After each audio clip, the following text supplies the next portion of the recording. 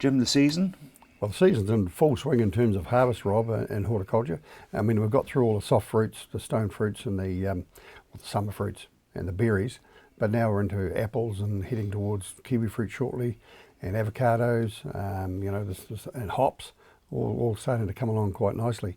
Interestingly enough, I was in Nelson last week and I saw a new breed of apple coming through. It's not actually on the market yet, but it's a cross of a Cox's Orange Pippin and a Royal Gala, and it's got the lovely Cox's stripe on it with the blush red of a Royal Gala, and sunk the teeth into it, and it's pretty blooming nice. So I think we'll see that coming through the market over the next few months.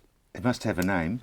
It has. I'm not able to say it at this particular stage, Rob. That's how early it is. But because they've got a name, but they don't know whether it's going to end up being its commercial name. So Okay. I'm best not to say it at all. No, that's fine. All I'm saying is it's what they call a sport, and it's a sport of two very successful varieties that we've had in the past. It comes in sort of early-ish season. Yeah. So it's going to fill up a nice gap there before we get on to the jazzes and the other new varieties and the red Braeburns that we've got now.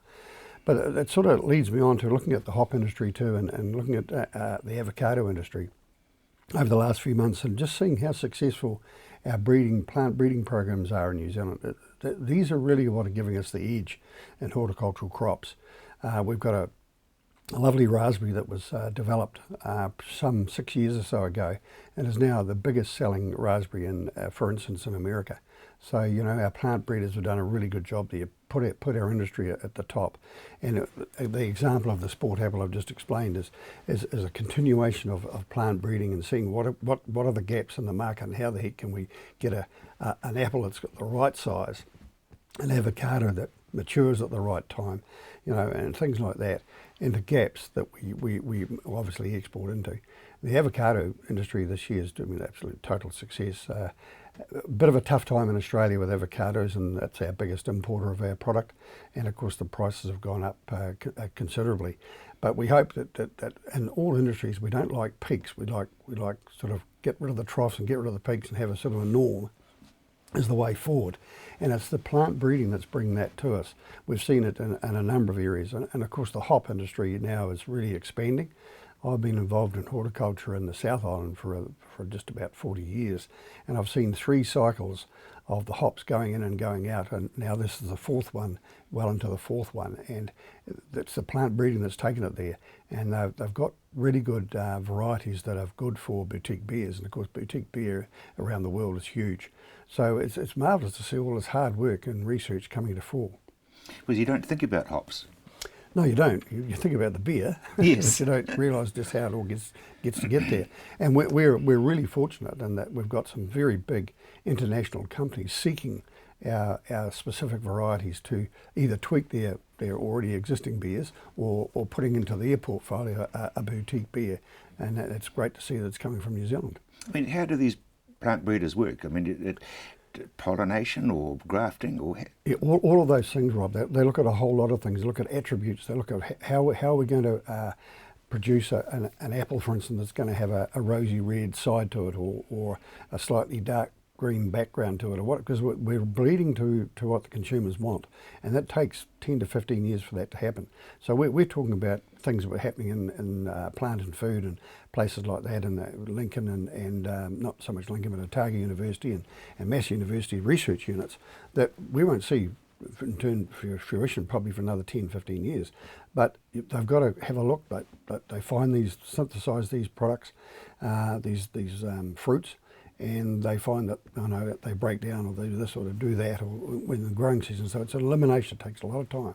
There's a lot of scientists involved. There's a lot of field work involved, and then eventually, once they've got it to what they think a commercial proposition, they then take it to the commercial companies. And companies like Enza, for instance, they are involved in that process, as are the hop companies. They're involved in those processes, so they're in there early and are helping to develop and pay for the cost of the research. And it can be hundreds of thousands of dollars. It's not cheap stuff. In fact, it's millions of dollars in most cases.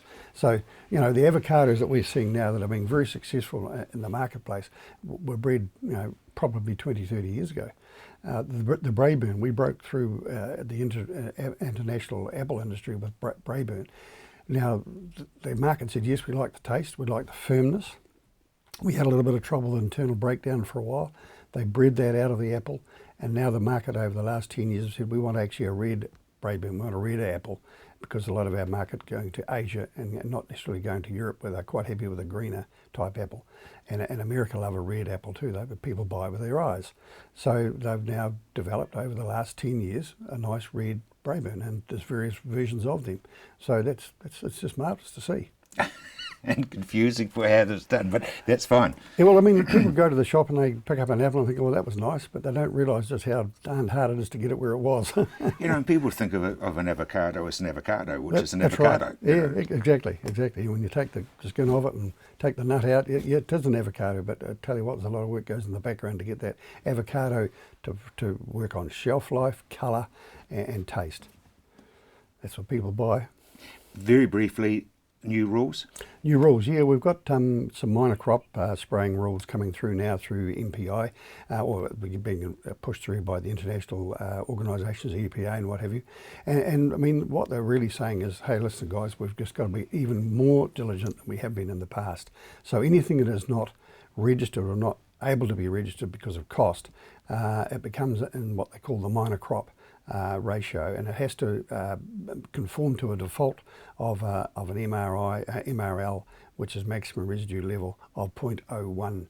So it's a minuscule amount, and you know, the industry, we're right in there. We're good at it, but by gee, it's making growing those sort of crops that I've just talked about far more difficult than we really realise. Jim, thank you very much indeed.